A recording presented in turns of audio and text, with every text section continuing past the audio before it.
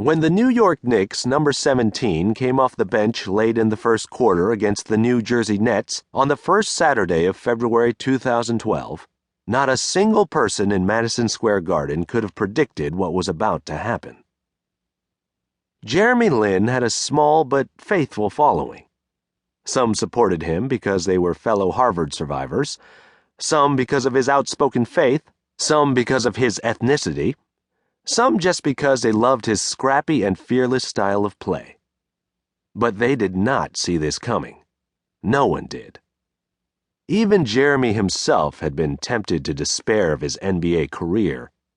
In his torturous rookie year with the Golden State Warriors, he had lost the joy of the game.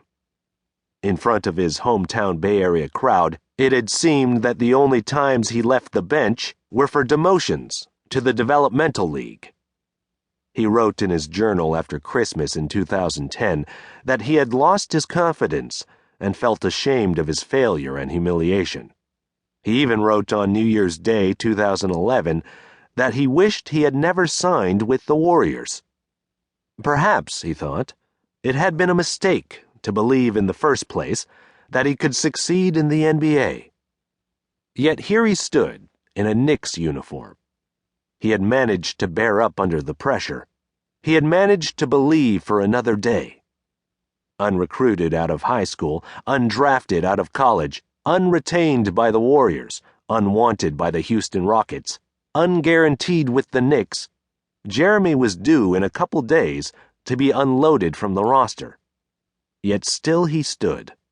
He had survived, through the broken ankle, through the insulting disinterest of the Division I college coaches, through the racial epithets that greeted him at away games, through the stereotype that Asians are not athletic enough, through the draft that never was, through the hardships of his rookie year, and through the anguish when he was cut by the Rockets on the day before Christmas.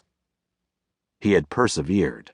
He refused to believe that he was destined for a nasty, brutish, and short career as the worst player on the worst teams in the league. Jeremy had been raised in a Chinese-American evangelical church in California.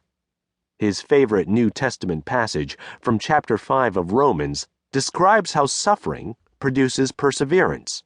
Perseverance produces character, and character produces hope. He knew the Knicks might cut him within the week. Teams had to cut their players or guarantee their contracts by February 10th. But Jeremy had learned much from the school of suffering. All the things he had endured had shaped his character, and his strength of character gave him hope. He told himself before the game, "If I go down, I'm going to go down fighting."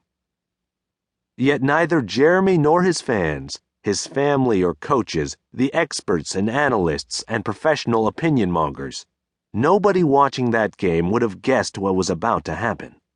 They could not have foreseen it because it was simply unprecedented. That's not hyperbole. It's a mathematical fact. In that indivisible particle of time, that moment when he stood on the sideline with 3:35 remaining in the first quarter, Jeremy Lin's fate was poised on a pivot. Everything was about to change. He was about to skyrocket from the lower ranks of the perpetually underappreciated to the pantheon of the most admired athletes in the world. His name was about to spill from the newspaper presses throughout New York City onto magazine covers around the globe and to the top of the world's largest search engines. His image was about to fly to the farthest corners of the internet, to shirts and posters and printouts on popsicle sticks in Madison Square Garden, and onto television sets from the Bronx to Beijing. Jeremy adjusted the orange "In Jesus' Name I Play" bands around his wrists and stood on the precipice of a mind-boggling, stereotype-smashing, season-saving, record-breaking, God-glorifying eruption that would capture the imagination of the world.